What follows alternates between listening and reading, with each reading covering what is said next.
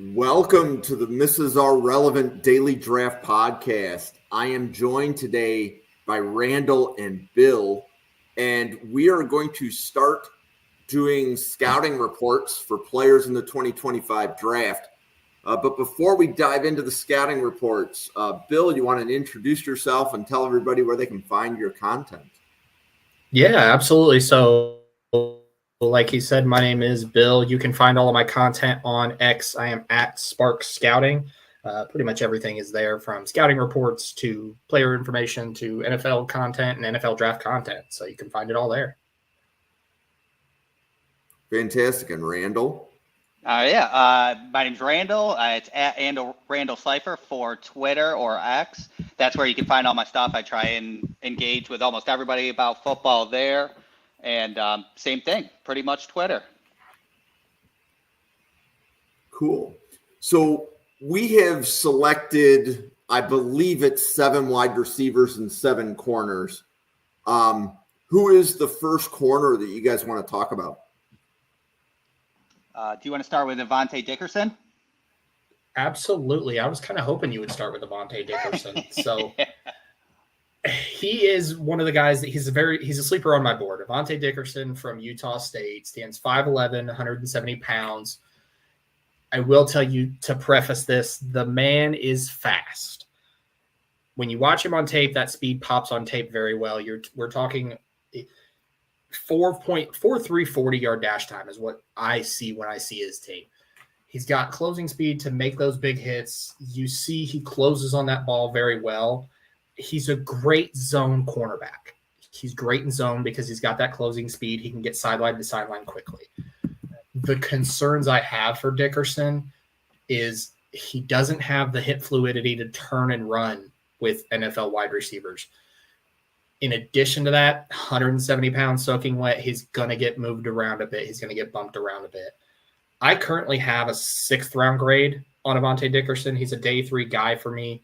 I compare him to a guy like a Kevin Seymour from the Washington Commanders, a smaller guy. You put him in the slot, run him in some nickel packages, but the man's got speed to where you could even use him on special teams as well.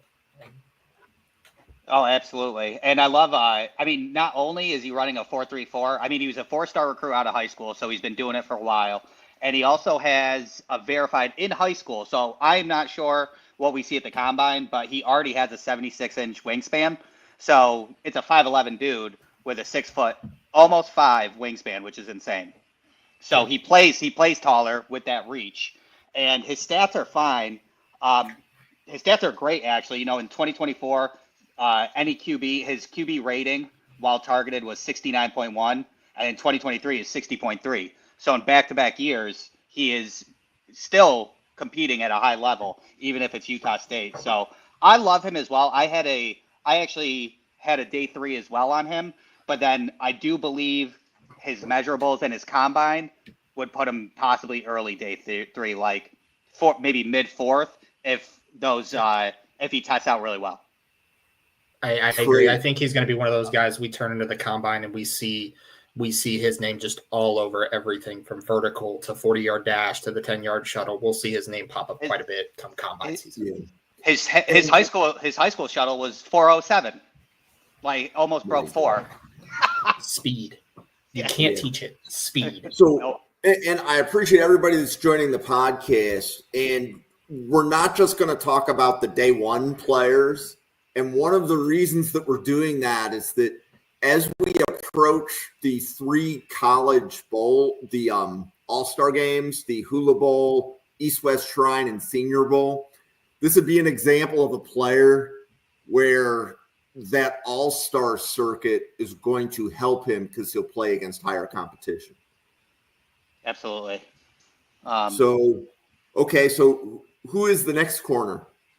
Let's see. What we don't have on the list is Fred Davis, 2nd. Am I right? Yes, Fred Davis is next up. Yes. So they played yesterday, right? Yeah, they played yesterday. So Fred Davis is a guy that I found. I was watching tape on Clay Webb, the guard from Jacksonville State, oddly enough, and I stuck around and watched some of their defense. 6'1", 192. He is built very well. He's a fluid mover. he's built more in a safety mold than he is a cornerback mold, but he's very good in press coverage. He can get up on the line, bump up against those wide receivers. The one thing that I really love that he does well is he tracks the ball well while it's in the air. And he mirrors receivers. Never see him out of position while that ball is in the air. Yeah. Exactly. He mirrors receivers well. Yeah. The big concern that I have with him is he gets very grabby. And at the next level, that's going to invite a lot of flags. It's going to cause a lot of issues for him. It's something that if he lands in the right team, it gets coached out of. I've got a day 3 grade on him right now for the same reason that we had on Dickerson. He's one of those guys, when we get to those Shrine Bowls, the Senior Bowls, the Combine circuit, he's going to start to rise up draft boards. I think he's a better safety than corner at the next level, but if you wanted to put him in the slot, if you wanted to put him in a safety role, I think he could do that. He reminds me a lot of Jordan Poyer, the Dolphins-Bills safety. You see a lot of it when it pops on tape. A lot of teams are probably going to shy away from him on the outside because of how grabby he is. But if someone drafted him to put him on the outside, I wouldn't be opposed. I think he can play there, but I think he's a better fit in the slot or at safety. Yeah, that makes sense. I got a question for you. What is your concern with the transfers, the consistent like he was doing well in Clemson, transferred over to UCF, barely played in UCF one game, I believe, and then transferred to Jacksonville State. That's probably my number one concern there. I would agree. I think it's going to be a concern when we come to the Combine and he's asked about it. He's got to be able to speak to it and say, hey, I could understand if he played at UCF, played a few games and just said, hey, this isn't for me. This isn't my place to land. But he only played one game and then immediately transferred out. I don't know what was promised to him. I don't know if it was everything he did or didn't expect. It is a red flag for me, but it's not as big a red flag as people would think. Yeah.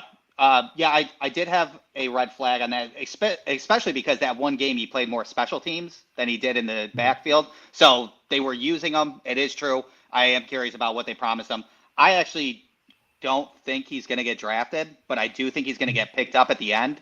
And I do believe that safety is an option for him, and practice squad might be the best for him to start at to figure out where he does fit in the NFL. So I don't think he gets drafted, but I think he could be a UDFA that surprises a lot of people.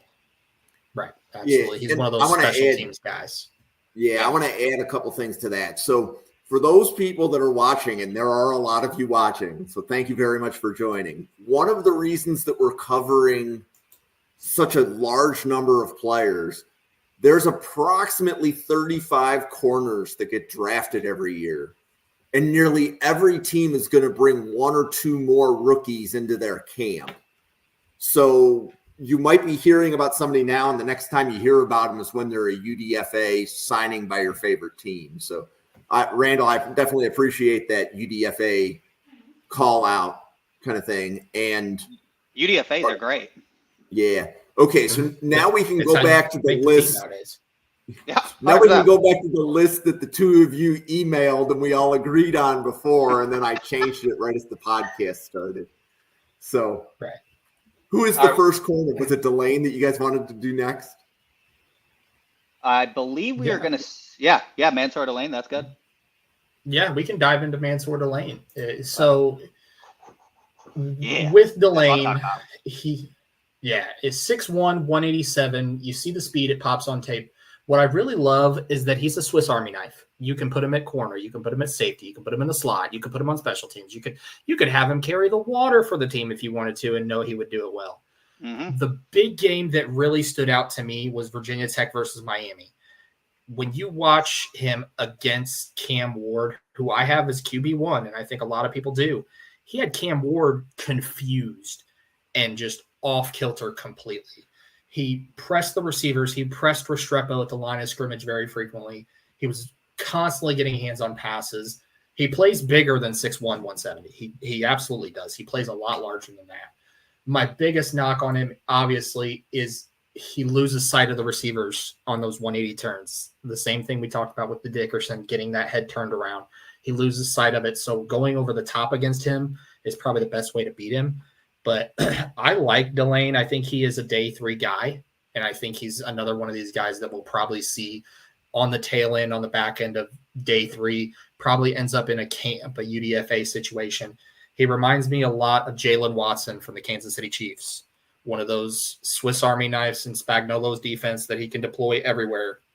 3rd and 10 and you need a nickel corner, throw him out there. 1st and 10 and you need a safety to come downhill and hit someone, throw him out there.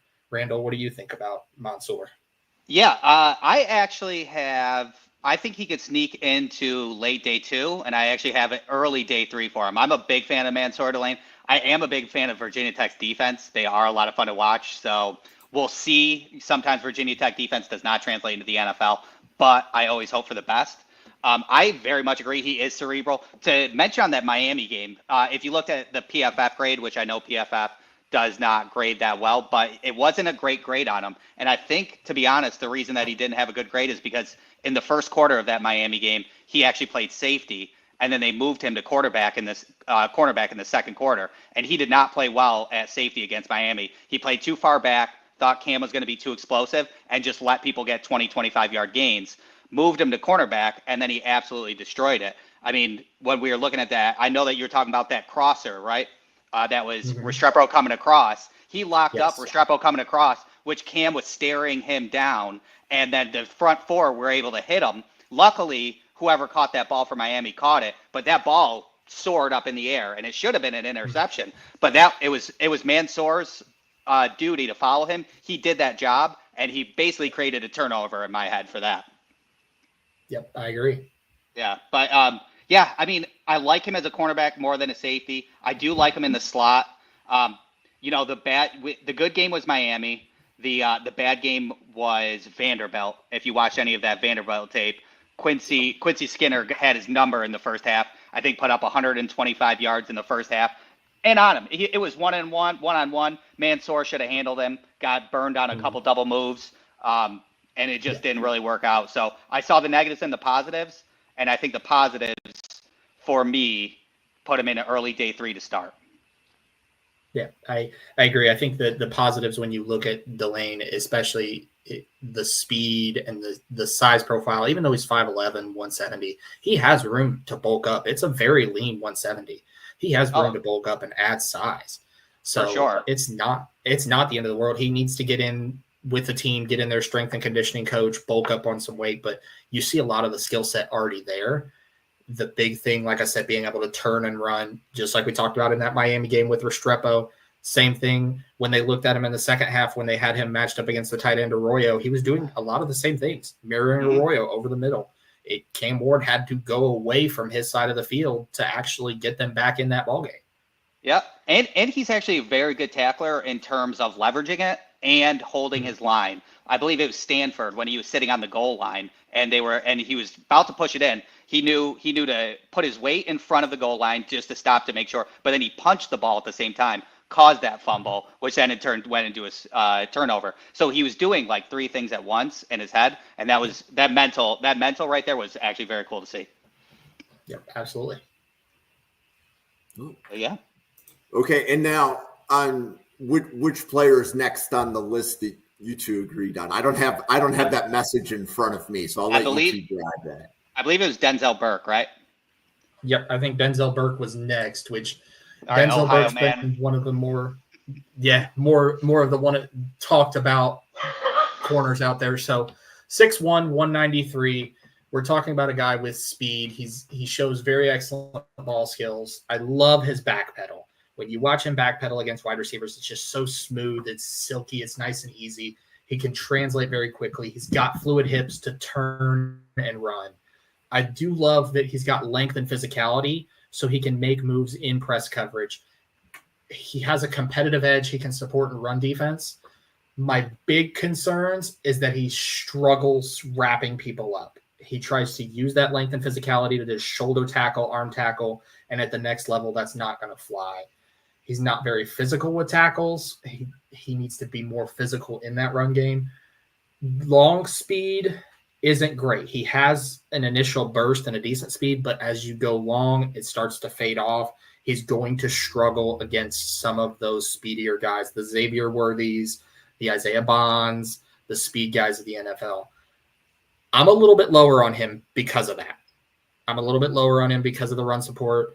And I'll admit that I have around 3 grade on Denzel Burke right now. He reminds me a lot of J.C. Horn when J.C. Horn was at South Carolina. You see a lot of the same physicality, a lot of the same great skills in man coverage. You see the issues, the hip turn issues, the physicality issues. Randall, what do you think about Denzel Burke? I got some questions for you because Yeah. are you Ohio State fan? I am an Ohio State watcher. Wouldn't Okay. say a fan, but an Ohio State watcher. Who's your college team since you live in Ohio? Well, so I don't live in Ohio. I live in Indiana, actually. Oh, I'm sorry. No, you're fine. So my college teams, I've got a couple. It would be Indiana, Louisville, and UCLA are probably my big 3 college teams. Cool. Okay, so my question is his 2023 tape looked great. When I was watching a lot of the 2023 tape, because I was trying to really give him a lot of benefit of the doubt because he was so good in 2023 and it's just a huge drop off in 2024, I saw a heavy dose in 2023 of short and intermediate routes that he was defending in 2023. And then you turn on the 2024 tape and it seems as though they know to go deep on him. And when you stress the long speed and he plays really far back, I think like maybe 3 or 4 yards too far back when you're playing on him and you're not playing press. So he plays very far back, but then still gets burned. So, I mean, I don't want to like completely just obliterate him and talk about the Oregon game the whole time. But the Oregon game was bad. Like it was not like I felt bad for him watching it. Like, and it was just in the first half, a lot of the bulk happened in the first half for him and it just wasn't fun. I felt bad because Igbinosun was on the other side and they barely targeted him because, head coach must have been like, hey, he's cooked today. Let's hit him. Yeah. Sort of. And I'm going to get a little spicy here. We'll talk about Igbinosun a little bit later too, but I'm going to get a little spicy here with this take that I'm about to drop. I think that Igbinosun is a better NFL prospect than Denzel Burke is. I 100% agree. That's not a spicy take. Well. Some people think it is. Some people think it's blasphemy. But I agree with you. That Oregon tape, if I'm Denzel Burke or I'm his agent or I'm anyone in his camp, I am burning every video, every recording, every bit of that tape because it exposes him on every level. Because you see it. Tez Johnson, he just blows right by him. Burke has initial burst in the short and intermediate like you talked about. But the moment you start to get to that 15, that 20-yard mark, he tails off. And it's just the speed's not there. I know. But I will tell you, if I'm a Buffalo Bills fan, if the Buffalo Bills are drafting him in the 3rd round, I'm salivating because what his ceiling is so high. I mean, he started as a true freshman and played well as a true freshman sort of thing. So, and he did it in high school as well. So the talent's there. It's what can you get out of him? And especially with the Buffalo Bills, we're DB masters. We can fix Denzel Burke. Yeah. If I'm drafting him in that 3rd round category, like I talked about, I'm a happy camper, but I've got to know that if I'm going to put him in man coverage, I've got to have safety help over the top because after that 10, 15-yard mark, he's going to get burned. Yeah. And I'm okay with another team taking him in the 1st or the 2nd because somebody will probably bite too early for him. And in my opinion, I'll let it go. Unless, we still have a lot of the rest of the season to go.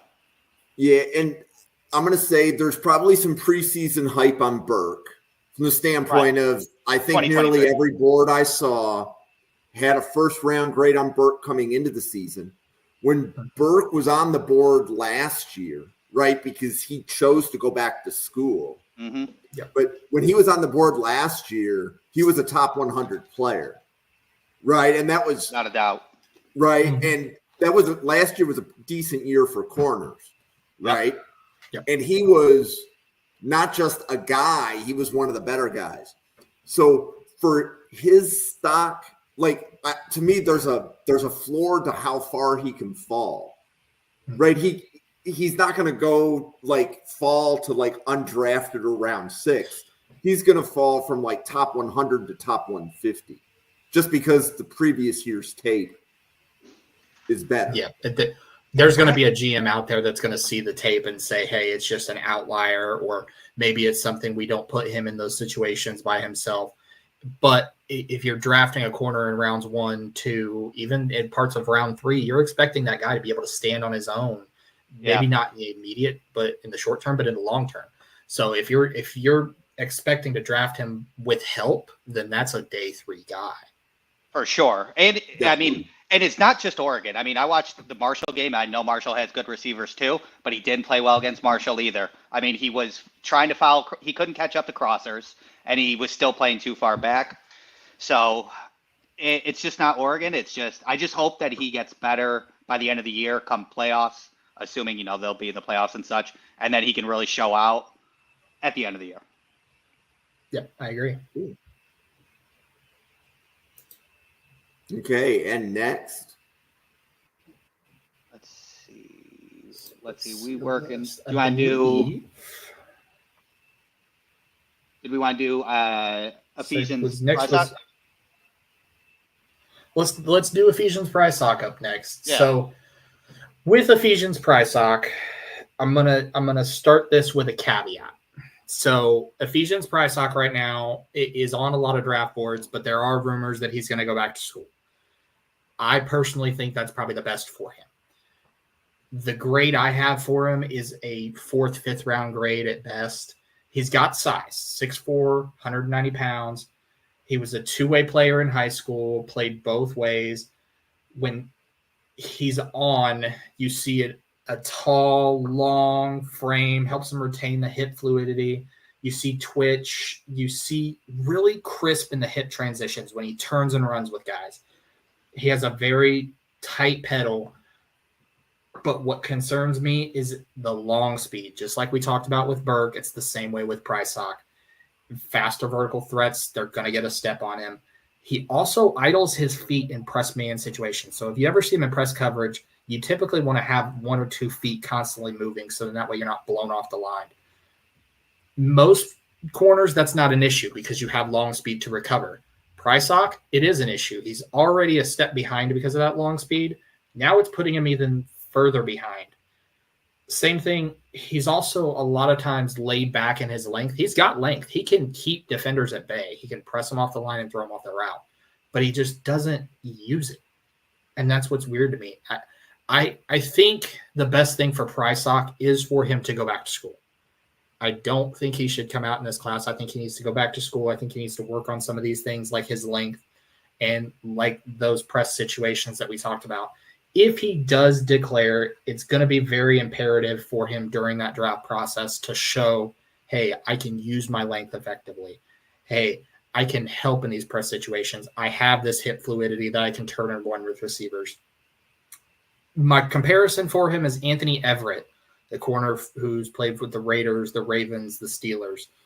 A very long, lanky frame guy. He has the ability to build muscle mass on that frame. So even though it's 190, it's not a hard and fast 190. But I think, in my opinion, the best thing for him is to go back to school. And we've heard rumors, Randall, you and I talked about it earlier this week. We heard rumors about him potentially going back to school because of that. Plus, we also talked about he transferred from Arizona to Washington to follow his head coach there. I don't think he's going to follow his head coach and then immediately bolt after a year. But Randall, what do you think about Prysock? Yeah, no, I agree. Especially because since Washington, you know, he followed him because DeBoer went over to Alabama. So I would assume that a lot of his people that he moved from Arizona to Washington, you know, he's going to talk to him and be like, hey, I need another year, because there's still a lot of meat on that Washington bone that I think that they can accomplish in 2026 that'll really improve all their stock. So I do think that that's a thing. Question. Let's say he enters into the NFL draft. What would you like to see him run in the combine? Like a 4, like to improve would probably be like a 4.42, right? Yeah. If he could do it. But if he runs a 4.5, then that might be a problem, a serious problem. Yeah, anything that's probably 4.48 and above, it flags. It's a flag for me. If he runs sub 4.48, I think he will be fine. He can explain some of the long speed issues. But a guy of his size who already has long speed concerns, and then he comes out and he runs a 4.5, I think that just immediately that tanks his stock, and that puts him from the potential day 3 grade that he's been hearing and that I have on him to near undrafted if it comes out that way. Yeah, I agree. At the moment, I did have him at the end of 7th or UDFA, but that's really because I do believe that he does need to go back next year. And then I believe another year will definitely help him out. Yeah, I agree. Okay, is the next one the guy from Brown where we had problems finding the tape? Isaiah Reed. I believe it is Isaiah Reed. So we review all sorts of players here on this podcast. We even go to the Ivy Leagues with Isaiah Reed from Brown. I like him more than Prysock. You know what? I am right there with you. So 6 foot even, about 185 pounds. I've seen him in the little tape that I was able to find. He played a lot of outside corner and deep safety. Very long frame. I will tell you this. If he gets an invite to the Hula Bowl, the Shrine Bowl, the East-West game, the Combine, he is going to shoot up draft boards. He is going to test extremely well. And then teams are going to have to scramble for the Ivy League footage like we did. You see, one of the big things that I saw in the little tape that I did see was he has a tendency to bite hard on play action double moves. And it's him trying to make a play on the ball, which I respect wholeheartedly. And he has the speed to come back and keep up with those defenders. But the big knock on him for me is he's a little sloppy in run support. He's sloppy in run coverage. He takes great angles, but he dives and grabs at ankles, doesn't wrap people up. The form is not there. He is one of those guys that you want to see him, number one, in a combine setting where you can see the athleticism, you can see the skill, you can see the speed. But then also you want to see him in those one-on-one drills. If he gets an invite to, say, the Senior Bowl, for example, and is one-on-one with some of these receivers, we're all going to be sitting there like, why weren't we watching more Ivy League film? But Randall, what do you think about Isaiah Reed?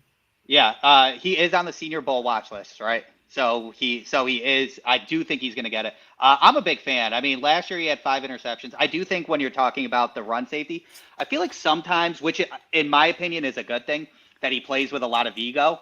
And I love that because I believe in cornerbacks, safeties, and wide receivers, you definitely have to play with a lot of ego to make sure that you perform to where higher than you believe you will. But to be honest, my favorite thing is his interviews, the way he talks about the game and the way he talks about actually the Ivy League was my funnest thing about him, because when he's playing in the Ivy League, like, he plays with a big ego because he is the top Ivy League player, and in my head, I believe. But when somebody asks about the Ivy League competition, all he does is talk up the Ivy League. He's like, I'm playing with dogs. You guys just don't see it. I play with dogs, and there's these people. And in an interview, he was naming off, 3, 4, 5 people when he was talking about the dogs. So it's not like he's just like getting a pass being in Ivy League. He respects it, which I love, and which I believe will continue into the NFL and stuff like that. So that ego that he plays with stays, and then he adjusts with bigger competition. So like that lighter competition, I don't think is a big problem for him because of his mindset, and that's what I kind of love. I think that he would be great in nickel as long as he does get that run defense, which I do think with his hard work and everything that he will learn that for the NFL. But I think he'd be great in nickel position. Yep, okay, I agree. So let me ask, I know we have one more corner to do, but who do you think would be faster? Which Isaiah Reed or Isaiah Bond? Ooh. Bond. You're taking Bond? I'm going to take Bond. I'm taking Ivy League. I'm taking Reed. I think Reed has a chance to be one of the faster corners. I agree. Don't get me wrong. We picked a lot of fast cornerbacks for the first session, by the way. Right. We picked a lot of speedy guys. Everybody's sitting here like, do I need to go buy stopwatches for this episode to just sit here and clock all these guys? So yes, these guys are fast, but I think Isaiah Reed is going to shock some people, especially like we talked about. He's on that Senior Bowl watch list. He reminds me a lot of Fabian Moreau from the Minnesota Vikings. A very gritty, lunch pail guy. Yeah. But he also has that speed. He's faster than Moreau ever was. So I really like Ivy League. Let me ask you this. As a GM, so we'll put GM caps on for a second. Do you think him playing in an Ivy League affects his stock in any way? No. Not after listening to him and watching some of the tape and the way he operates, not at all. And Okay.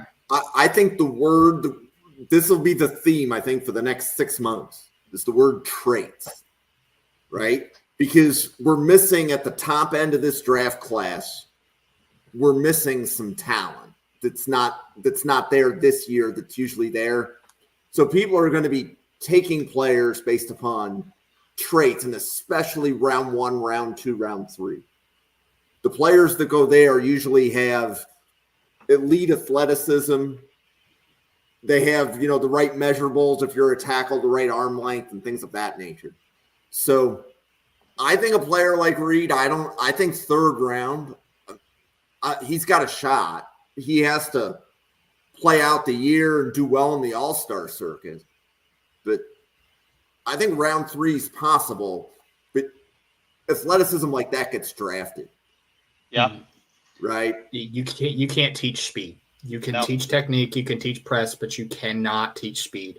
And if I right now I have a day 3 grade on him just because in the Ivy League you don't get a lot of opportunities. I think he's got 7 interceptions over 3 years, but part of that is just teams don't throw his way. Right. But I think if we see him in those the big thing is I'd love to see him get to the Senior Bowl in those one-on-ones. Match him up with the Tez Johnsons of the world. Give me Tez Johnson from Oregon versus Isaiah Reed, and I will have that playing all day, 24/7, watching those reps, because that's stuff that feeds families. That'll tell a lot. Did you see the tape on him where he broke up that screen pass and he hit that wide receiver so hard that it took like 10 seconds for the ref to call an incomplete pass? Because he cleanly trucked him. The second he got the ball on a screen pass, ball went flying, rolled into the end zone. Isaiah Reed picked it up like it was a touchdown, but the ref was just staring blankly, and it was like, wait, no, incomplete. Because it was such a hard hit. Right. Yeah. Cool. Jim, so I think we have one more corner. Well, first you got to break the tie, because Bill said Ivy, I said Bond. So you got to break the tie. Okay, I'm going to put my money on Bonds, but I don't want to put too much money on it. It's too safe. It's too safe to say Bond. Yeah, it's a little safe to say Bond. I like Reed and Bond. Me too. We'll talk about Bond a little bit later in the episode, but man, the one thing I wish from Isaiah Reed, he's great at the Ivy League, 100%. I saw the interview. I agree with you. I really would have loved him in like a Power 5 school. Yeah. I don't know his recruiting journey, what happened from high school to college, to be honest. Yeah. But I'm not sure how those conversations went. I mean, he could be just a genius, and I love it. I mean, everybody knows that Ryan Fitzpatrick went to. But if you're going to Brown and you made that decision coming out of high school, more than likely it's because you were playing probabilities that you were going to make a living off of your college degree and not your athletic ability. Right. Exactly. You're just playing probability there, I think. Yeah. But my opinion, without knowing the guy, right? That's my opinion. I'm just a guy with an opinion and an internet connection. There you go. Exactly. That's all we are. Yeah. Okay. Right, Bill, our guy's next. Your hot take. My hot take, Davison Igbinosun from Ohio State. So let's talk. 6'2", 193. And if it hasn't already been said in this episode, he's fast. And just like all these other corners, he is a blazer. But not only is he fast, he's got long speed that Denzel Burke doesn't have. He can keep up with those vertical routes and close in a hurry. He flips his hips very fluidly. He stays in transition. He also has a very good ability to plant his foot, drive, click, and close in the run game and on those short screen passes. And he has a competitive mentality that I absolutely love. He doesn't care who he's matched up with. It could be Randy Moss circa 1999. It could be Chris Carter. It could be Isaiah Bond. It does not matter. He will go head up with them every time. The big thing that I have a concern with is that same competitive spirit gets a little overzealous in run support, and sometimes he abandons coverages too quickly. I saw it happen a couple of times against Oregon. You see him, he's trailing in coverage, and then all of a sudden, they're about to run the ball. I'm going to hit, click, and close, but it's a play action, and he bites on it. And now he's burned. Because while he has that long speed, somebody gets 2 steps on you, you're not catching up to a Tez Johnson of the world. Right. But I think he's got that long speed. I have a 2nd to 3rd round grade on Igbinosun right now. He reminds me a lot of Kelvin Joseph, Indianapolis Colts corner, but a little bit faster. And he's one of those guys that I've got to push pin in for combine season when we come back. I'm thinking he could run a sub 4.3 40 time. You think sub 4.3? I think sub so too. 4.3 I think is what so I'm too. thinking. And if he does, his stock is going to go through the roof, and he's going to bypass Burke all the way to the bank. Yep. But Randall, what do you think about Igbinosun? Yeah, I mean, I agree. I mean, from what I could find, he's capable of a 4.34 right now. So with preparation, I think he can break that sub 4.3. I love him. I mean, in high school, he was a wide receiver, running back, and a DB in high school. He did everything. They just put him everywhere, figured it out, sort of thing. So I love that. The transfer from Ole Miss to Ohio State, I like how he did actually transferred over there. Ohio State helped him, in my opinion, and I like all his traits. I do like, I mean, my kind of quarterback is kind of a trash talker and being physical on the line. He definitely trash talks, as well as, getting Trayshawn Holden, getting hot during that Oregon game and got him kicked out. But I do love that. And then his aggressiveness on the line, I know he can get beat sometimes, but he also had, when he was playing against Iowa, he was playing press and he bodied his wide receiver up to the 5 yards. And when when the wide receiver tried to release, he couldn't release. Quarterback threw it, and it was an easy interception for him. And that was all work by him because he bodied him, and then it was an easy interception. So I love that and the super physical part of it. And then the long speed is what is awesome about it. Sometimes I see him, and I almost think that he gives the wide receiver that extra step because he knows that he can catch up to him. And I love that. And that's an ego move, and I love that. But there at least 6 to 8 times I would see the wide receiver with 1 step extra, and then every single time it would close in and get rid of it. So I love that about him. I actually have a mid-second round on him right now with the chance to go into the late first with his combine, which I do think he'll do. Yep, absolutely. Good. We ready to do the wide receivers? Let's get it. Let's dive in. Okay, this might be what everybody's watching for. This is the big ticket. This is what everybody's watching for. They're like, hey, we're tired of these speedy cornerbacks. Can we get some pass catchers out here? Yeah. All right. So I have a lot of fantasy football fans that watch my channel, and they're looking for is it going to be a good wide receiver draft or a good running back draft? I got a lot of questions like that. Not usually this early in the year, but usually in the next 6 to 12 weeks, that usually starts to come in. So unless you have a top 5 running back, trade all of them for next year's running back class. Yep. And I'll agree. It's a class that if you can get one of the top 3 guys, a lot of the top 3 guys, everybody else is going to be in running back by committee situations. You're not going to have those bell cow type of guys. If you can get your number 1 overall selection and get Ashton Jeanty, I'm not the greatest fantasy player, but I will tell you to sell the farm, your neighbor's house, and your parents' house to get that first-round pick to take Jeanty. Yeah, but then again, that's in 2 hours. We got Boise State versus UNLV, right? Yes, we do. Oh, that's gonna be a good game. Yes, that is one that I'm going to be watching because I really want to see Ashton Jeanty versus Jalen Catalan in the hole. Yep. And then don't give me anything else. Just give me those 2 in an Oklahoma drill right in the hole, and that's all I want for 60 minutes. And I love Ricky White 3. So one of the other analysts that helps me on this channel, he's actually a credentialed scout, and he goes to a lot of UNLV games because he lives in Vegas. Nice. So, yeah. So I'm curious if Brock is there because Brock is actually going to be helping, I think, on tight ends and safeties. So when the podcast switches to those positions, that's where we will see Brock. But let's talk about can I use a first-round pick on this wide receiver from Maryland? So, Randall, you want to tell us about Tai Felton? That's who we were starting with, right? Yep. Yeah, we can start with Tai Felton. Yes, Tai Felton, 6'2", 181, should run a 4.40 or quicker than that in the combine.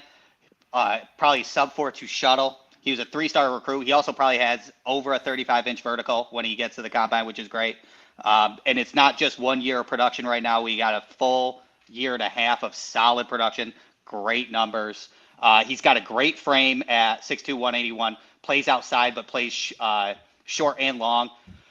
His yards per reception is 12.5, even though he generally is outside. So he's still playing those slot and intermediate while still being able to get those contested catches.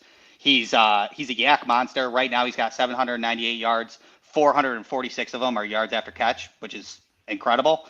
And then he's tied for first in missed tackles. So he almost can do it all, sort of thing. He'll run your flats, he'll run your screens, he'll run your 10-yard hitch, and he'll run your go route. His yards per route run is 2.94, which is great. His depth is great. He's 29 for 36 in the short, 8 for 13 and 2 touchdowns in the intermediate, and then he's 4 for 5 in the middle of the field on 20 plus.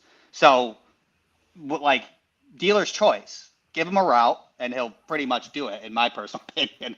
I love Tai Felton. I'm not going to say Bill's comparison because I stole it from him, but so I had to change it. But in my comparison, so I have him kind of like a reliable Chris Godwin, or honestly, I know Puka's early, but a Puka where he's willing to do everything, sort of thing, and a low comp in Deontay Johnson.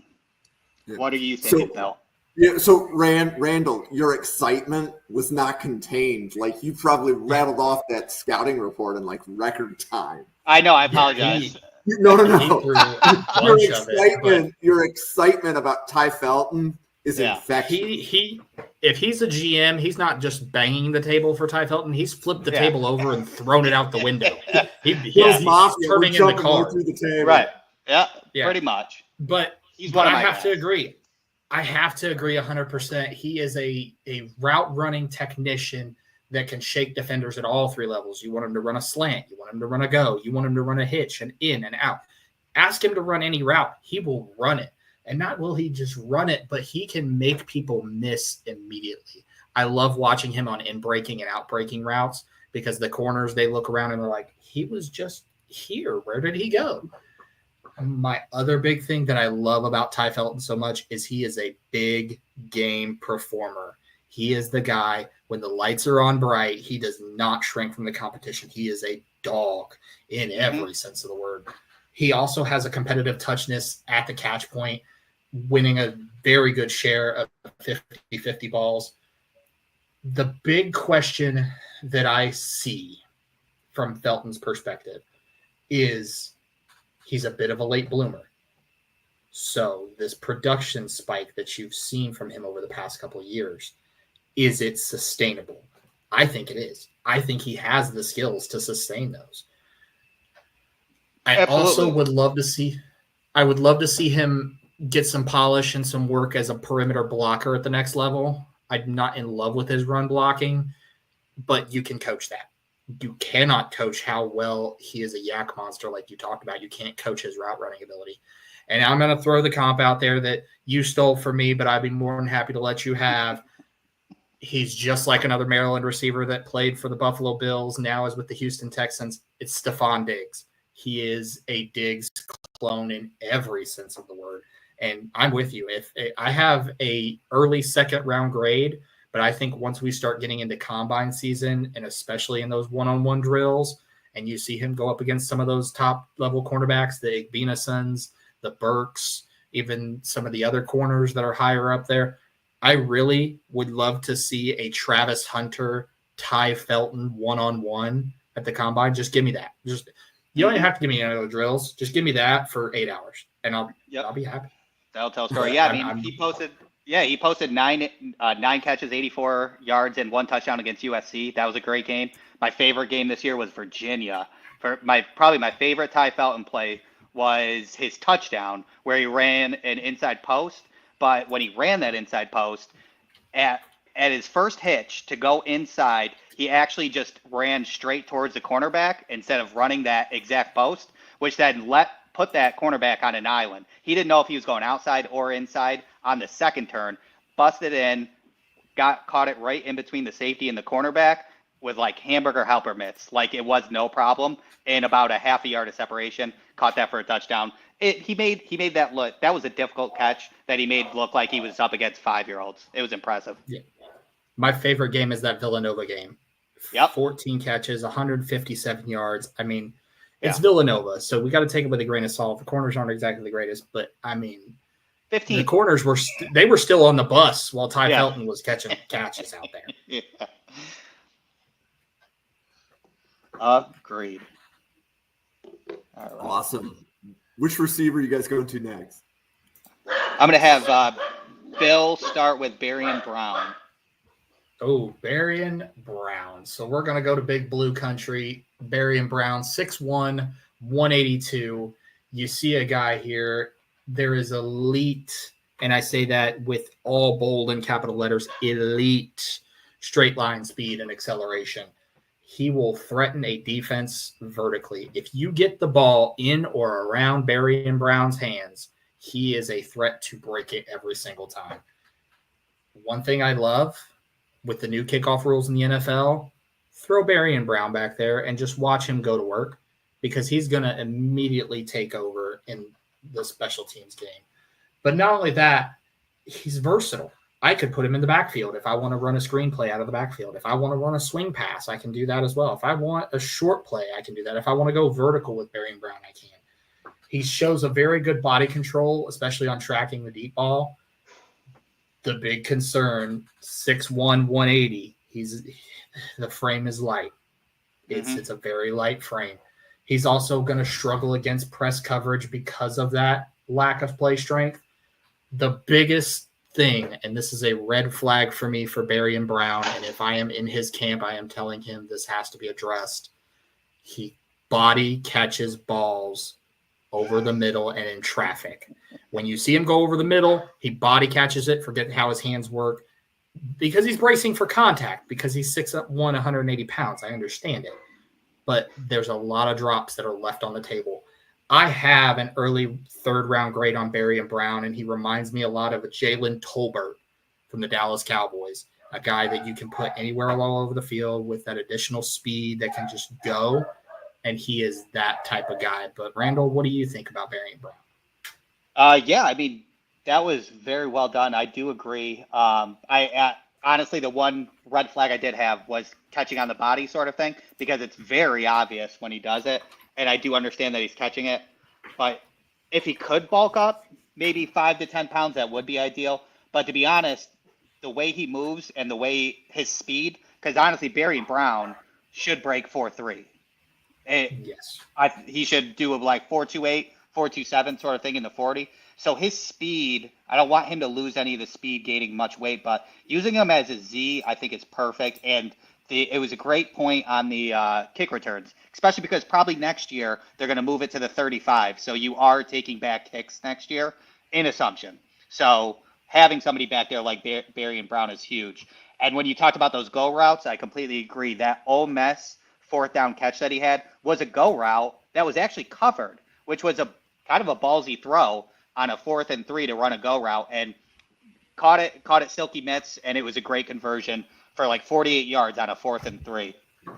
So I do love him. I do think that there's not an insane amount of Z receivers available in this draft. I think there's a lot of big bodied ones. So I do think that he is going to go in the 3rd, because I think it's mildly scarce compared to last year in his type, and see how so people will be looking out for them, him and, Ricky White.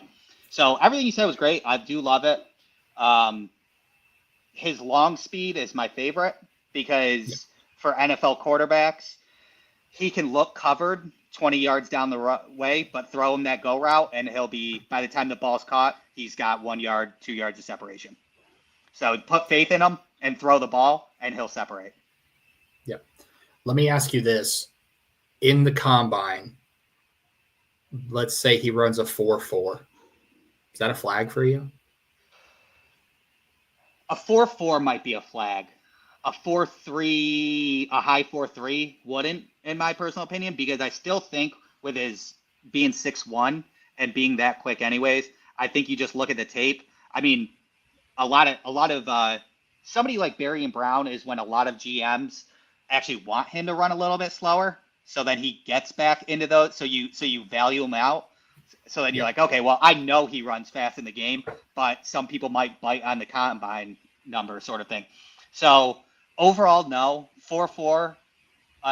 If he ran a 4.44 in the combine, if I was Barion, I'd just tweet and be like, I got the flu.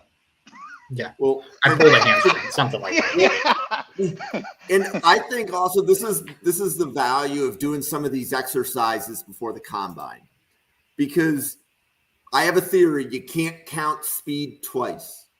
If you know from watching the tape that Barion Brown is fast, if he runs fast at the combine, you can't move him up because he ran fast. You already have his grade on your board based upon seeing the speed on film. Yeah. Right. So it's one of those things is that you can't count it twice or you can't penalize it twice.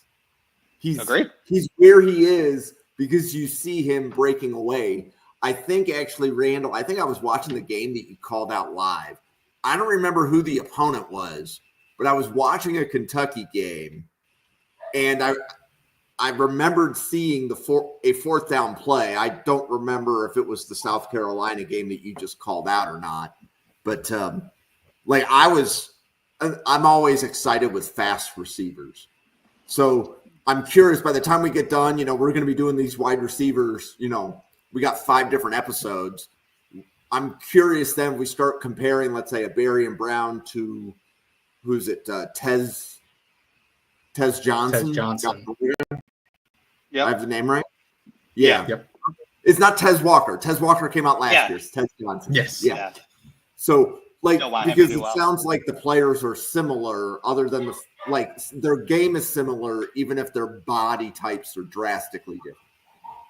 Yeah. But yeah, anyway. Absolutely. Yep.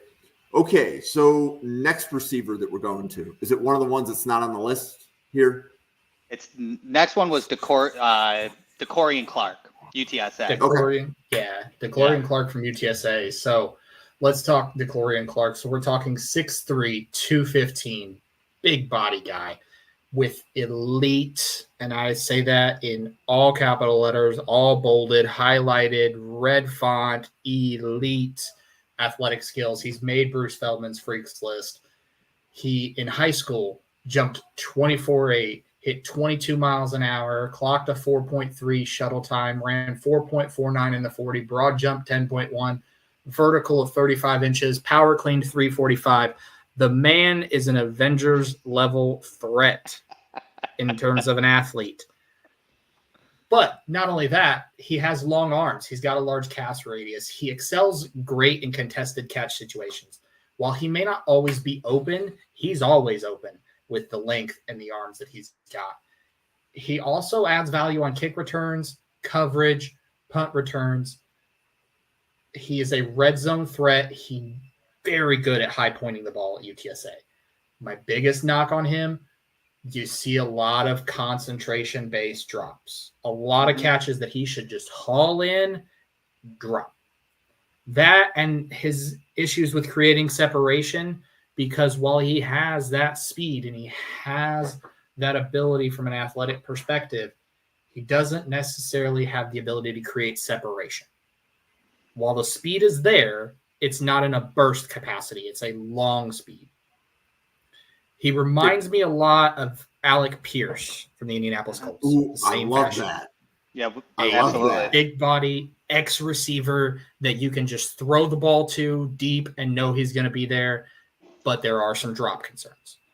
But I think he's a day 3 guy that could, when we get into those combine seasons, Senior Bowl, those types of things, teams are going to see this guy as an athletic nightmare for opposing defenses. and they're going to immediately shoot him up the draft board. But Randall, what do you think about Decorian Clark? I like him. I like that he is a freak of nature for sure. I think his red flags are pretty big red flags when it comes to separation with the speed sort of thing. It's almost kind of like you're negating that speed if you can't get that separation. But then the crazy thing is that he's 6'3", 215. So, I mean, he's basically just his own version of you got mossed. If you throw it up to him without the concentration drops, he catches so many of them. I mean, aside from watching tape, I always still like to watch a highlight reel just to see him sort of thing. And like 10 catches in a row were just go routes while the quarterback was sticky on him, but he still came down with it. It was one of the most impressive things. So it's almost like you can just keep doing it. I do believe that his athletic ability will keep him in this draft, but I do think that he could lose a little bit of value and stay in that day 3 and work around that 5th round draft pick and stay there. I would like to see what he's going to run. If he runs a 4.40, then I think it might actually raise his stock. And if he runs a 4.5, then it's going to lower. He tore his ACL in 2022. Am I right? Yes, you are correct, which is another red flag that I have is that ACL concern and whether he's fully medically ready to go. Right, which I can't stand it, which is so unfortunate because in 2021, he played a full season, had 750, and then he played the season after when he tore his ACL. He only had 9 games at 740. So he was about to break that by a large margin, and he didn't have that opportunity. So what he was before, if he shows that on tape by the end of the year and then tests, then I'll put him in that early day 3. But I'm gonna keep it at mid to late as of now. Okay, so I have 2 comments to add. So for the listeners that don't know, a Feldman freak, it's a list. So it's Bruce Feldman. He creates a list from talking with coaches and trainers in college about players that have an exceptional physical gift. It could be you can squat a lot of weight, bench press a lot of weight. You can dunk a basketball on a 12-foot rim. Whatever the freakish athletic thing that a person does is what puts you on the list. And Decorian Clark is on that list. Yeah, and that list is only about 60 to 70 people long. So that's what a Feldman freak is for those listening. And then I have a question. So I'm listening to you guys, and the scouting reports were similar, but some of the things that you were saying about Decorian Clark is what everybody was saying about Keon Coleman after he was drafted. And Alec Pierce went in round 3 to the Colts, if memory serves me correctly.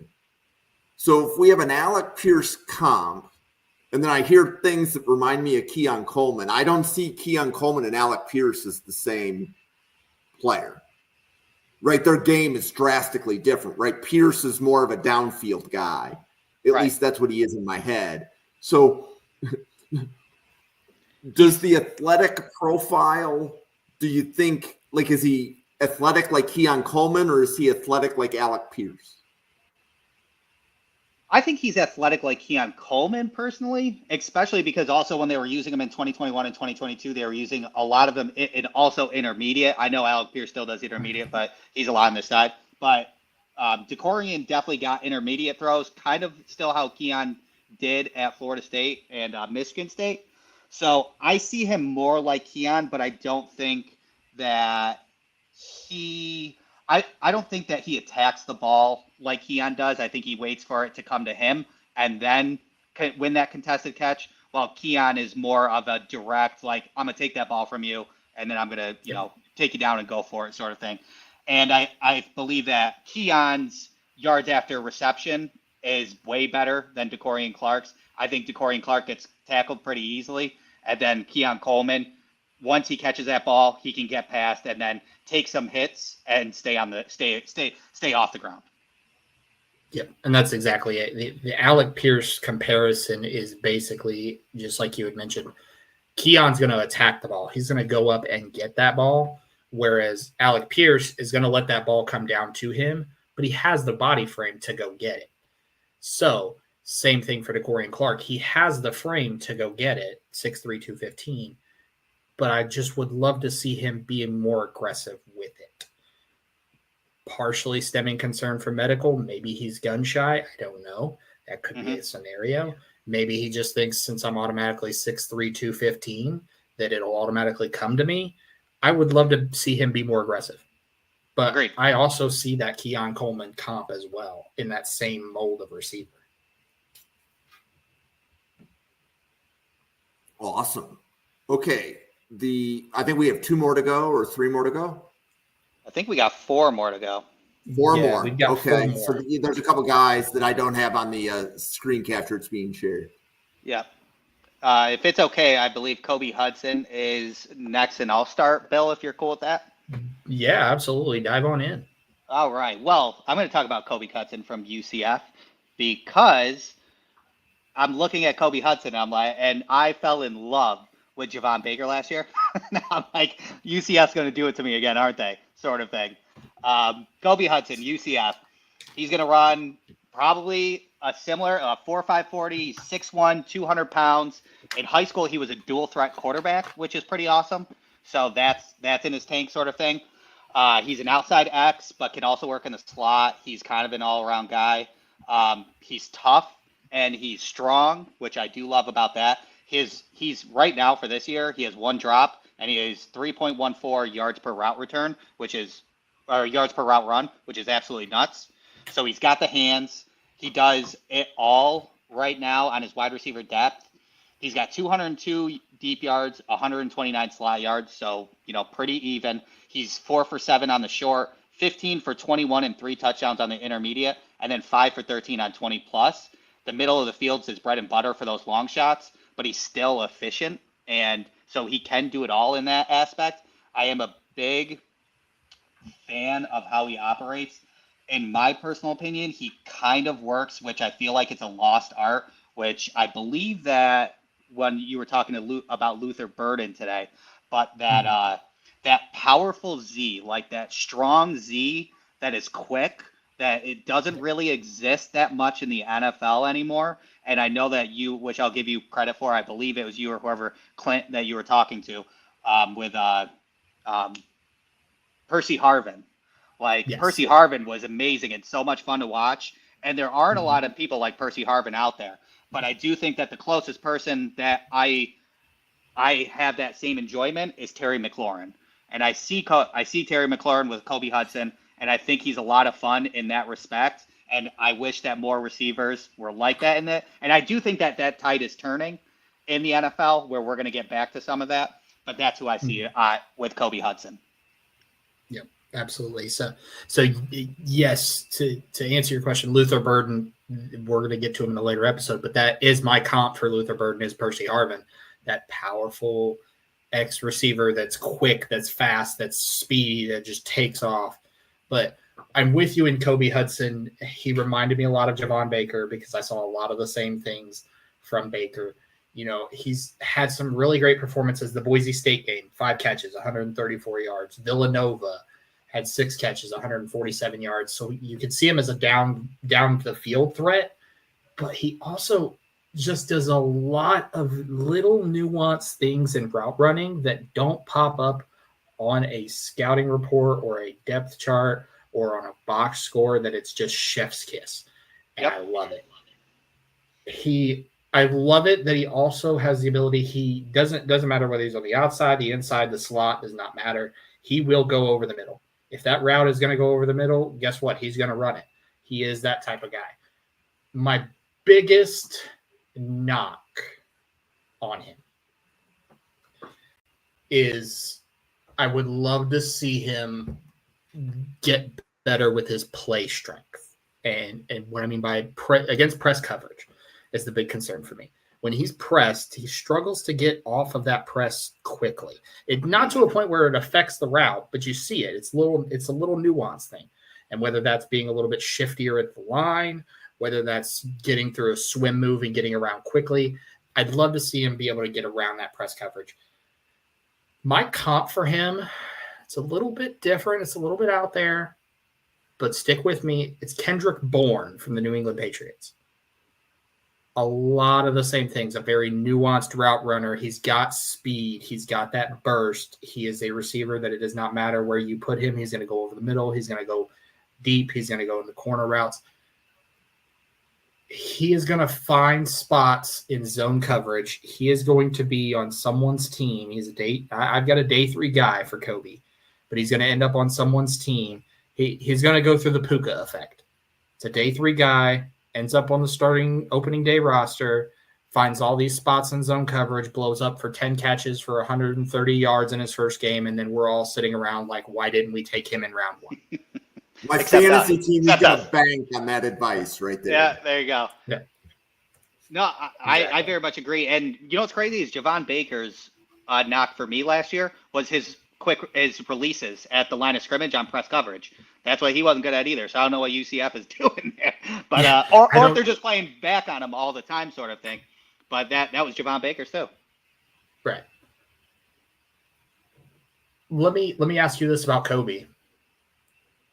The transfer from Auburn to UCF. Is that a flag for you? It is not. Okay. I think Auburn. I'm biased because I live in Arkansas, so I don't like the Tigers at all. So so no, it's not a red flag for me for that reason. But I do think that Auburn is kind of a roller coaster right now, figuring themselves out. So UCF probably would be a better role in receiver development. So I do think it was a smart move. What do you think? It's something that I would want to question him during the interviews because he was leading the team in receptions when he was at Auburn before he transferred. Right. So what made you want to leave when you're excelling? You're clearly excelling on the field. You're leading your team in receptions, but then you transfer not necessarily to a larger school, but a kind of step down in competition. I mean, Auburn in the SEC, UCF. It's not a red flag for me. I call it a yellow flag. It's something that I put a push pin in his folder, and when I get him in the interview room, I'm going to ask him, hey, what happened here? Depending on how he answers, that could affect his draft stock. But it's something that if I'm an NFL GM, I have to have it in the back of my mind. I can't in good conscience turn a draft card in for him if I don't know the true answer. That's fair. I like that. All right. Bill, do you want to start off with Pat Bryant? I do. So Pat Bryant, the wide receiver out of Illinois, 6'3", 200 pounds. This guy is a physical route runner, strong catch radius. He has what I like to call the Roomba vacuum body with his catch radius. The pass is near him. He is sucking it up. Does not matter. My biggest knocks with him, his release package. Watch the game. Watch the last game against Oregon. Watch the last game for Illinois at Oregon on the brain. Sorry. Watch him release off the line. It's mechanical, but it's the same package, same release, same get off every single time. He also doesn't necessarily have the explosiveness off the ball in that press scenario. Part of that release could be just him in his own head mechanically. Okay, I got to get ready. Ball snapped. I got to go. Mm-hmm. So he's not fluid with the release. But I'm gonna make another spicy take. I'm probably gonna end up on like freezing cold takes or something for all these bad takes. Everybody is, right? Right. I think pound for pound, Pat Bryant is the best vertical receiver in this entire class. Interesting. Okay, if you have every wide receiver in terms of their vertical route running, their go routes, their deeps, their deep corner posts, I think he is the best deep vertical route runner because he's at 6'3", 200 pounds. He's got a long stride. He builds up that speed, and he is gone. And you see it. I am not going to say that – I'm not going to disagree with you because I need to make sure I am correct before I disagree with you. But that is a spicy take. Yes. I knew it was coming. I had it loaded up in the chamber, ready to go, and I knew it was going to draw some people in. But, yeah, it is a spicy take for sure. He's great. He is great. That's why I'm unwilling to disagree with you. Is I think that there's a case to be made, but yes, that's a very spicy take. Yes, he reminds me a lot of Cortland Sutton from the Denver Broncos. Mm-hmm. He is a big body guy who can get down the field, build up that speed.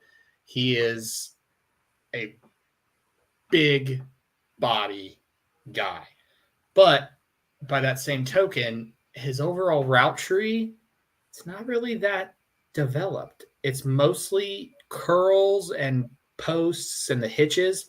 But when he runs those deep routes, that deep post, that deep slant over the middle, the go ball, you see that speed and you're like, why are we not? He's the type of player that if you have him on your team, you just call 4 verticals and watch him go. Yeah. That inside post this year, he's 5 for 6 for 2 touchdowns and a perfect passer rating for the quarterback on that inside post middle field, 20 plus. Yep. Beautiful. I agree. I mean, he had a great Nebraska game, putting up 574 and 2 touchdowns. That was fun. That was a lot of fun to watch. CMU, he had a great game. My comp is because Cortland Sutton's probably a better comp, to be honest with you. But I'll unfortunately have to tell a story why I think my comp is my comp. But I pretty much agree with you. I mean, the physical route runner, big catch rate. He's a great blocker, which is incredible too. So that's going to help his stock for run blocking and even screen blocking. He's great. Before I say my comp, is there any concern for you in his statistics when he does go up against top 25? Yes. Yeah. It is a flag for me. It is a flag that he shies away from that large competition. Like if I look and you go 104 yards on 4 catches versus Purdue, but then the week before 3 catches, 39 yards against Penn State. It seems like top 25 is 3 for 35, right?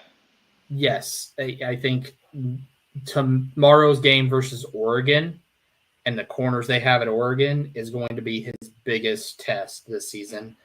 And if he comes out looking like the star he is, I'll forget all that. Didn't Illinois just play Michigan, or was Will Johnson hurt when they played Michigan? They did play Michigan. He only went 4 for 32 in that game. I believe Will Johnson was in for the first half. You were describing before. Yeah, okay. Yeah. Okay. Yeah. Okay. And then, my comp for him is what I was hoping Gabriel Davis would come out from UCF, because I love Gabe Davis. He was great. We got him in a steal. He was incredible. Great blocker, super physical. What got in Gabe's way was drops, of course, which then lost his opportunities to become a star receiver. If he had, and he caught with his hand, Gabe caught with his hands. Pat does not, which is good. Like claps, not like catching, but claps the ball. Yeah. So Pat Bryant does not do that, which is good. But Pat Bryant is exactly what Gabe Davis could be and ascend into a wide receiver 2 role, given that opportunity, because that's pretty much exactly what he does. Exactly. So how would you compare Pat Bryant to, was it Isaiah Johnson, the Illinois receiver that came out last year? He's on the Lions now. Or at least he was with the Lions in camp. And he was at the Senior Bowl last year. I got to remember him. Yeah, he was like a 4th. I think he went in like round 4. I vaguely remember, which that shows some context about Isaiah Johnson, is that I vaguely remember his tape, whereas Pat Bryant stands out to me pretty well. Right. And that's fair, because last year was a loaded class, right? Yeah. Isaiah Johnson last year was probably like the 20th receiver off the board. Right, because it would have been like round 4, and I think 18 went in the first 3 rounds. Right. So, but yeah, that's a good. Okay, don't worry about it. Don't worry about it. If you guys I gotta do my research on Isaiah Johnson. Yeah, Jim's out here with stumpers today. He's stumping us. Yeah, that was one. We got one. Yeah, we got. Everybody gets one. Yeah, exactly. Oh, okay. So are we done? Are we done with Pat Bryant? We are done with Pat Bryant. before we close out. Okay. So first of all, we have a lot of people watching and listening. For the last 75 minutes, there's been almost 60 of you here. So thank you very much. Please like, follow, subscribe. The NFL Draft Fanatic channel on YouTube has draft content every day.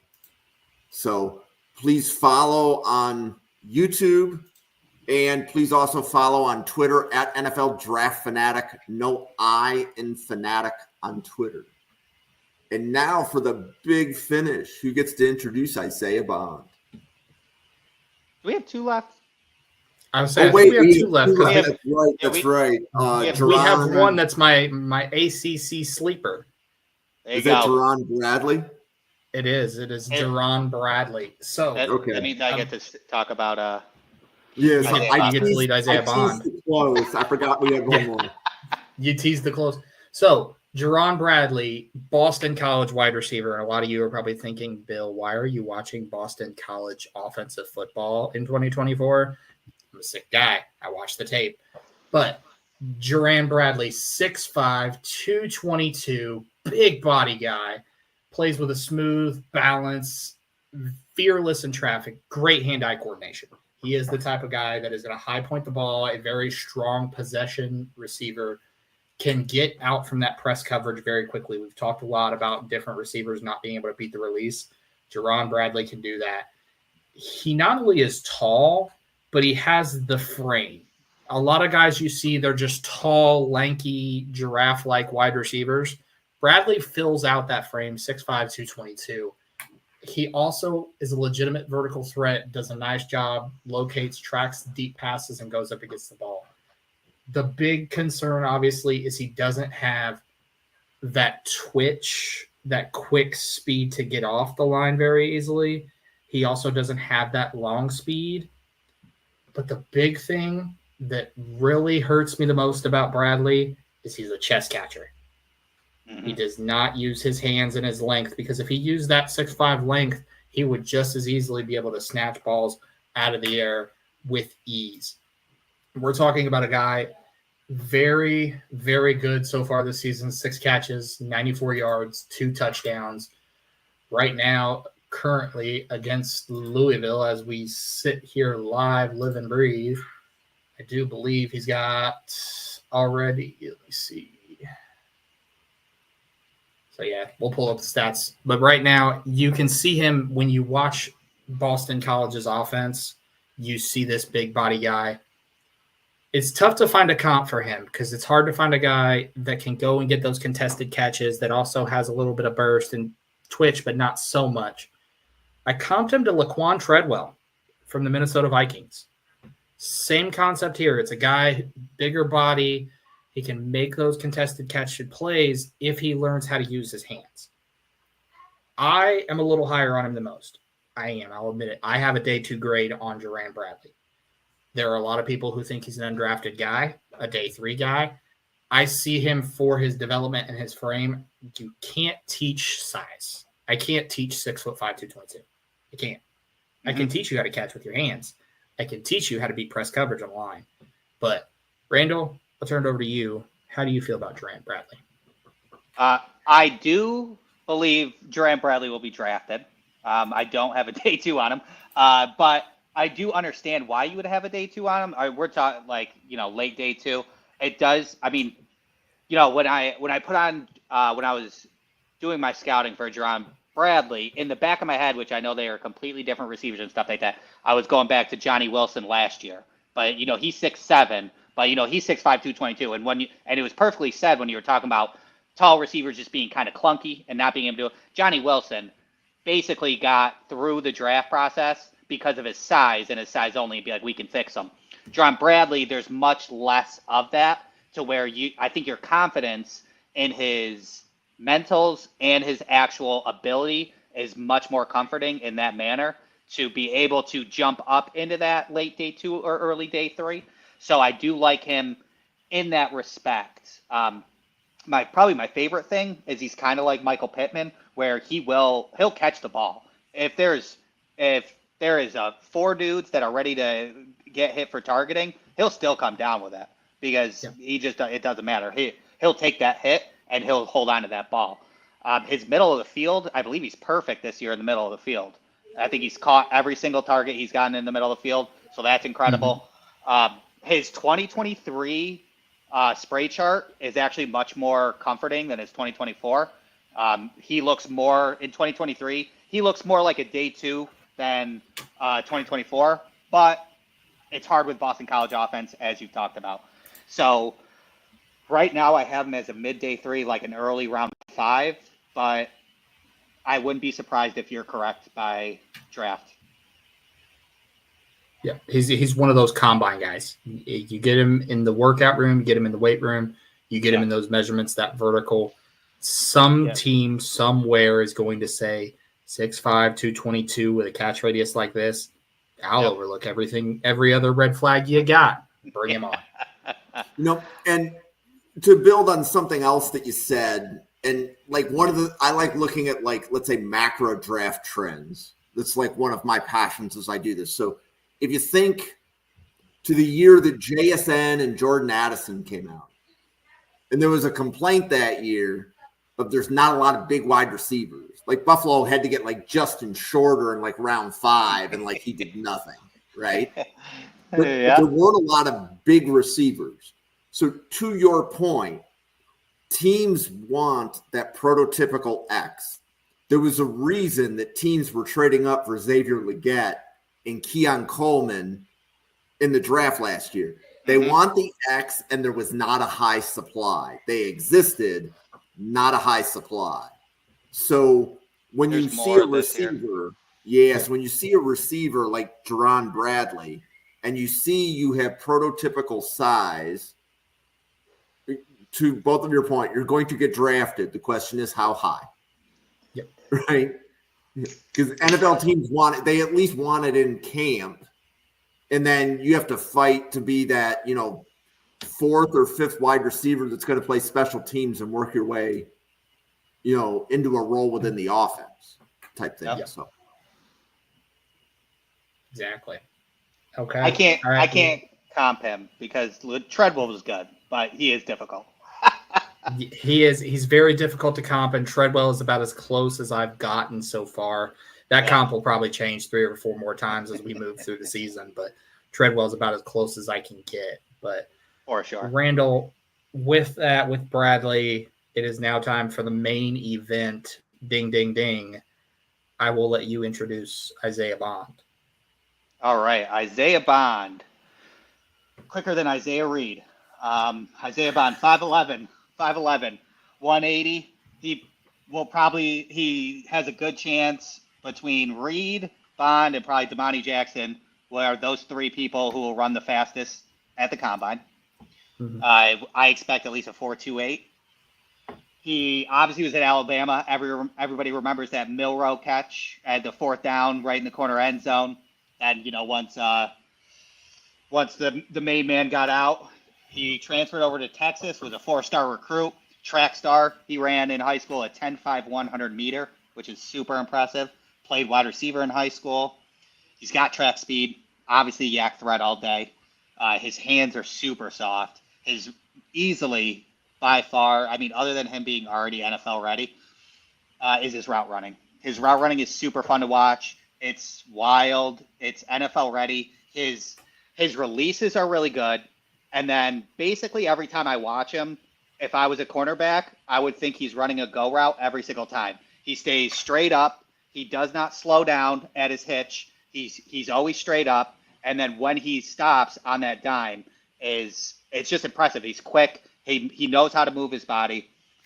Again, that route running, when he's running in that first 10 yards, it's full speed, straight up. So then, if you're not bending down, once that cornerback sees you bend down a little bit, that means your hitch is coming in, and he rarely does that. So as a cornerback, I'd be thinking it's a go route every time, but most of the time it's not. In wide receiver depth, it's everywhere. 10 for 13 on 1 touchdown in short, 5 for 8 for 1 in intermediate. He's 1 for 5, only in the middle of the field. So those long balls, obviously, is probably what he can work on. But I am curious. I don't think that he is being utilized as a deep threat in 2024 as much as he should be. He was used as a deep threat a lot at Alabama. And I don't know if it's the mix-up with Quinn Ewers and Arch Manning and not getting on the same page as flip-flopping quarterbacks, but he's not being utilized in the deep threat as much as he should because he has that at clear as day, and they're just not targeting him enough. I'll have you chime in, Bill, and then we can kind of go back on some of his game qualities and stuff like that. Yeah, so I am in 100% agreement with you. He is a legit burner in every sense of the word. I mean, he's got speed for days, track speed. He is a dangerous yak threat. He's the type of guy that if I'm an offensive coordinator, I'm lining him up in the slot. I'm putting him on jet sweeps. I am running him out of the backfield. I am putting him everywhere that I can. He is the type of guy you give him a ball in space and just let him work. Mm-hmm. My big concerns, obviously, we've talked about it, 5'11", 180 pounds. It's light. Yeah. That alone, that type of size, gives me pause if I can have him succeed on the outside full-time at the next level. So that kind of dampers things a little bit. The other big knock on him that I have is when he's running those routes that are over the middle, you see him, any sort of contact knocks him off that route. And it's partially either because of a concentration issue, it's partially because he's 5'11", 180 pounds. Haven't quite dug that far into the tape to see, but when you see those deep posts and those deep over-the-middle crossers, you see them kind of flatten out because of the safety bumping him off of that coverage, bumping him off of that route. Do you see that with the evolution of the NFL wide receiver? Do you think NFL GMs have a concern with his frame, or are they just going right past it? It's going to depend on the offensive coordinator that I have. If I've got a creative offensive coordinator, if I've got a Sean McVay, a Kyle Shanahan, an Andy Reid type of guy that can draw up plays for him, jet sweeps, short screens, things like that, I will have no problem. But if I have a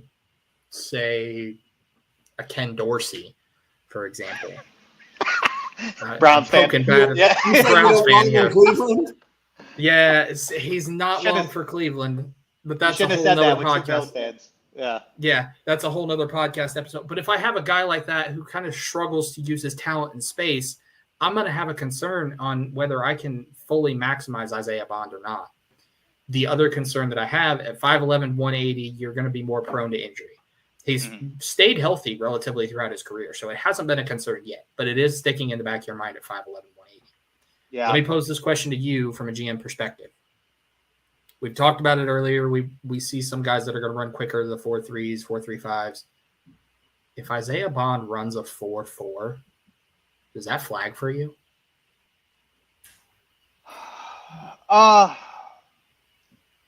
Yes, but kind of like I guess it would be a yellow, and then it would have to see, because that would be a little concerning, especially with the production in 2024 so far, how he blew up in the first two games and then kind of it hadn't fall up, but Texas has been weird. The 4.4, if it would hold true, if you can go back, let's say he runs a 4.4 and then you go back and find it on tape where some of that does apply, that's where my concern would be. And then that would turn from a yellow to a red. But I guess it would just be a cause for concern to see if there is an underlining problem. And if you can get it out, then there's no flag, if that makes sense. Yeah. No, I completely agree. The same way for me. A 4.4 is not a be-all, end-all. He's off my board, tank his stock, sell everything you have. But it's a concern. If I see a guy whose game is predicated on speed and is predicated on using that quick speed, and then he shows up on the combine and runs a 4.4, I'm now going to look back at the tape and revisit everything I have in terms of that. And now I'm doubting myself in terms of that speed. No, I agree. The other question I'll pose, obviously transferring from Alabama to Texas. Is that a flag for you? It is not. Just because it was because of Nick Saban when it came down to it. I think they thought Alabama was going to implode after Saban left. So I think that gets an immediate free pass when it comes to that. Yeah. And he chose Texas. So Texas schedule isn't easy. So I don't believe that's a flag. What about you? It's not a flag for me. I think if anything, I would have encouraged him to transfer from Alabama to Texas because I think and it does make a little bit of sense if you think of the two Texas receivers that just left. Right. Because that was A.D. Mitchell and Worthy that were there last year, right? Yep. Right. And those guys could flat out run. Mm-hmm. So if he knew that he had similar traits, the question that I would have is who had more production in that offense, Worthy and Mitchell or Bond? Exactly. Because if you know what A.D. Mitchell is and you know what Xavier Worthy are in the NFL right now, and you see what they did in college, and Bond can't do – if Bond doesn't have the production in the same offense, even though he has elite traits, what does that tell us?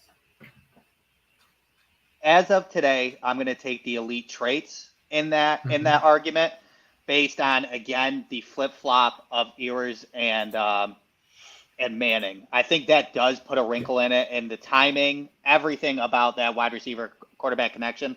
And then, even switching them out, they switched out Manning and put Quinn Ewers back in last game, whatever game that was. So I think it's rough for Bond in that respect, and I'm going to take the traits personally. Okay. Yeah, I agree. And you watch the offensive tape for Texas last year with Mitchell, Worthy, and Ewers, and even this year. There's timing issues. And I'm not sure if it's just Ewers not trusting the routes or if it's Ewers not trusting his arm. I'm lower on Quinn Ewers. I've said that since the beginning, and people have flamed me for it. But I am lower. He's not even in my top 10 quarterbacks on my draft board right now. That's how far down the list he is for me.